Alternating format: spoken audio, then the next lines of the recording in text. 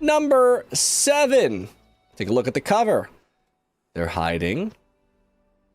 Red up here. Nice little blue down here. Pretty interesting. Pretty interesting. Let's keep going.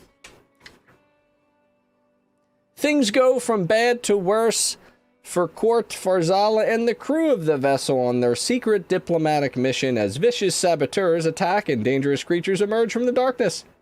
Farzala must face his deepest fears in order to save the day. Mission to Bilbolsa, number 2, part 2. Scroll. Another flashback of Master Talbota. But it fast forwards to a dungeon, and that's where Farzala is locked up because Ishnar locked up Farzala and Leo. Farzala feels alone and afraid because many Jedi have gone either missing or they're dead. Yoda's missing. Jorah Malley is dead from Light of the Jedi, spoiler alert. I'm not sure who that is. Loden Greatstorm is presumed dead but missing at this time. Very sad moments for him. So then Farzala sort of has these flashback moments with his master Obratuk, who's the same dude that's been sleeping on the vessel despite it being people on it and not, I guess they don't notice that he's sleeping on it, but whatever, we're going to let that go. It's comic land, so who cares?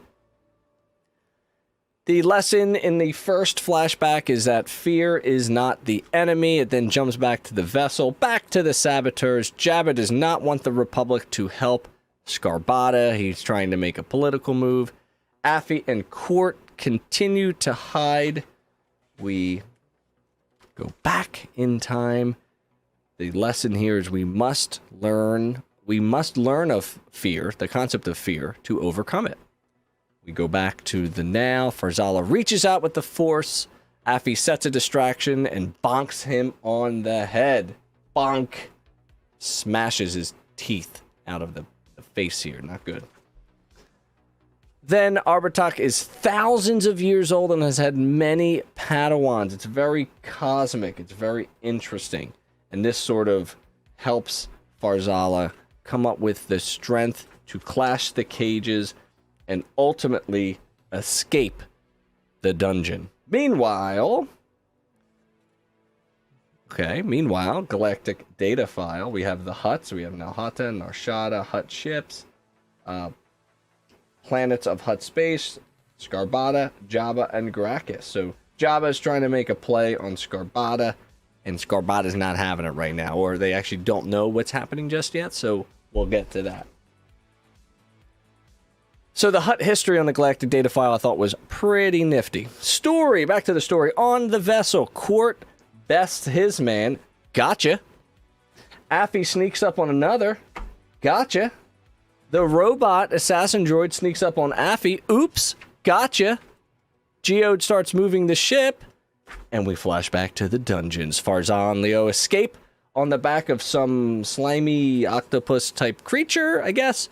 Farzala saves Ishnar once again and takes the saber back like, yoink, you can't have it, it's mine, don't take it again. Back to the vessel and take a look at Obratuk, who awakes from his slumber and has many different lightsabers and 5 of his tentacles, and these lightsabers are pretty cool because they represent different Padawans he's had through the centuries that he's been alive, which is really interesting for sure. I just like the way some of these look if we get into a little bit of analysis on these lightsabers. Check this out. Look at that dude. That's cool. How about this one? That's fun. Right, a lot of cool designs here. That's what I really like about the High Republic, is just the interesting design elements that we can get from it. On the planet, the scheme is up and Jabba is outed, and the final lesson is that a true Jedi is never alone, and there is no reason to fear. Boom. And that ends number 7. Number 7. So that's good stuff. So saboteurs are caught. Farzala and Leo escape. Obertuck wakes up from his sleepy time nap. And life is good. Let's